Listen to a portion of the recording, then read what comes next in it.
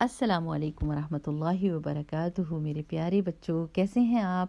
اللہ تعالیٰ کا لاکھ لاکھ شکر ہے جس نے ہم کو یہ توفیق دی ہے کہ ہم اپنے پیارے نبی صلی اللہ علیہ وسلم کی سیرت کو پڑھیں، اس سے سبق حاصل کریں اور دونوں جہانوں میں کامیاب انسان بن جائیں۔ الحمدللہ۔ رب اشرح لی صدری ویسر لی امری واحلل عقدۃ من لسانی یفقہوا قولی ربنا زدنا علما۔ آمین۔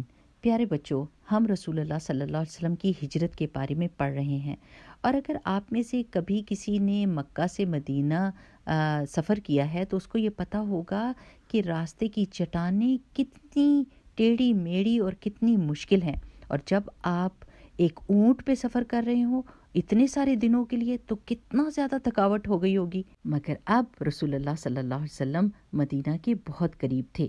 الحمدللہ۔ پیارے بچوں، جب رسول اللہ صلی اللہ علیہ وسلم وادی ریم میں پہنچے تو حضرت زبیر بن عوام رضی اللہ تعالی عنہ سے ملاقات ہوئی، جو مسلمانوں کے ایک تجارتی قافلے کے ساتھ شام سے واپس آ رہے تھے۔ آپ کو پتہ ہے حضرت زبیر کون تھے؟ حضرت زبیر رضی اللہ تعالیٰ عنہ عشرہ مبشرہ میں سے تھے، وہ 10 لوگ جن کو دنیا میں ان کی زندگی میں جنت کی بشارت دے دی گئی تھی۔ انہوں نے رسول اللہ صلی اللہ علیہ وسلم اور ابو بکر صدیق رضی اللہ تعالیٰ عنہ کو سفید کپڑے دیے۔ رسول اللہ صلی اللہ علیہ وسلم اپنی نبوت کے 14ویں سال میں پیر کے دن قباء میں داخل ہوئے، جو یثرب کی مضافات میں تھا۔ اچھا، یثرب مدینہ کا پہلا نام تھا، اور یثرب کا مطلب ہے بیماری کی جگہ، لیکن بعد میں آپ دیکھیں گے کہ رسول اللہ صلی اللہ علیہ وسلم جب مدینہ جائیں گے تو اس کو مدینہ المنورہ کہیں گے، یعنی چمکدار اور روشن شہر۔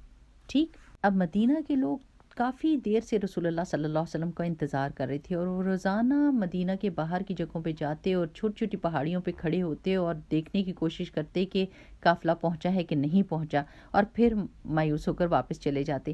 لیکن ایک دن جب وہ واپس گھر گئے تو ایک یہودی اپنے چھوٹے سے قلعے کی چھت پر کچھ دیکھنے کے لیے چڑھا، تو کیا دیکھتا ہے کہ رسول اللہ صلی اللہ علیہ وسلم ان کے ساتھی سفید کپڑوں میں ملبوس چلے آ رہے ہیں۔ تو اس نے زور سے آواز لگائی، عرب کے لوگوں، یہ رہا تمہارا نصیب جس کا تم انتظار کر رہے تھے۔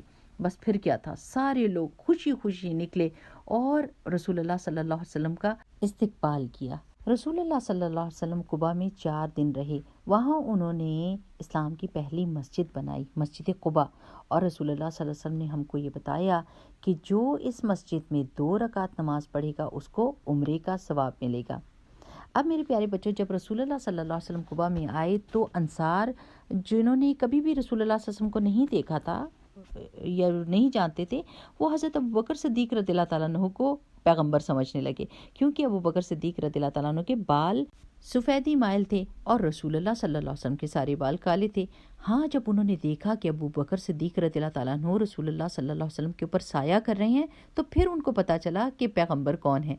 تو میرے پیارے بچوں، رسول اللہ صلی اللہ علیہ وسلم ایسے نہیں تھے کہ وہ آئے اور انہیں اعلان کر دیا کہ میں اللہ کا پیغمبر ہوں، میری طرف دیکھو، میری بات سنو، لیکن اتنے عاجز اور اتنی خوبصورت رسول اللہ صلی اللہ علیہ وسلم کی شخصیت تھی اور اس میں عاجزی پائی جاتی تھی۔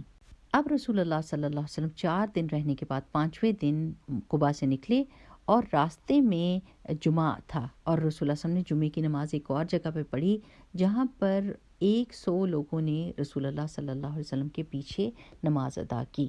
اب میرے پیارے بچوں، یہاں ہم رک کر ذرا سا سوچیں گے کہ ہم نے سبق کیا سیکھا، اور سب سے پہلا سبق کیا سیکھا کہ اگر ہم مستقل مزاج ہیں اللہ سبحانہ وتعالیٰ کے سیدھے راستے پر چلنے کے لیے، تو اللہ سبحانہ وتعالیٰ ہمیں ہماری حفاظت بھی کرے گا اور ہماری مدد بھی کرے گا۔ اور یہ دیکھیں کہ اس دنیا میں کوئی بھی چیز ہمیشہ نہیں رہتی، اگر کوئی مشکل آتی ہے تو وہ چلی جاتی ہے اور اس کی جگہ آسانی لے لیتی ہے، اگر بیماری آتی ہے تو وہ چلی جاتی ہے اور اس کی جگہ صحت لے لیتی ہے، اگر کبھی اداسی آتی ہے تو پھر وہ بھی چلی جاتی ہے اور خوشی اس کی جگہ لے لیتی ہے۔ یہ جہان بنایا ہی اس طرح گیا ہے، یہ دنیا بنائی ہی اس طرح گئی ہے۔ اپنے پیارے نبی صلی اللہ علیہ وسلم کو دیکھیں کہ ان کو ان کی اپنے خاندان نے کتنا دھمکیاں دی اور ان کو مارنے کی کوشش کی، لیکن اللہ سبحانہ وتعالیٰ نے کیا کیا، ان کو ان لوگوں سے بہت اچھے زیادہ ساتھی دے دیے جو ان کے لیے جان دینے کے لیے تیار تھے۔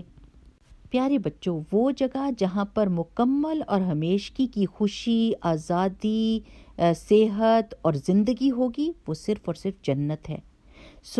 میں یہ آپ سے کہوں گی کہ ہمیشہ تیار رہا کریں اس چیز کے لیے کہ ہو سکتا ہے کہ زندگی میں مشکلیں آ جائیں، ہو سکتا ہے پریشانیاں آ جائیں، لیکن ہم نے بہادری کے ساتھ ان کا مقابلہ کرنا ہے، اور ہم کو یہ جان لینا چاہیے کہ یہ مشکل اور پریشانی ہمیشہ نہیں رہے گی۔ ہم نے اپنے اچھے اعمال کے اوپر دھیان دینا ہے، اور ہم نے اپنی زندگی میں بہترین کام کرنے ہیں، پوری کوشش کرنی ہے۔ ٹھیک ہے میرے پیارے بچوں، چلیں اب ہم دعا مانگ لیتے ہیں، اور یہ دعا میں آپ کو سکھاؤں گی انشاءاللہ۔ اس کا پہلا پارٹ میں آپ کو سکھا رہی ہوں۔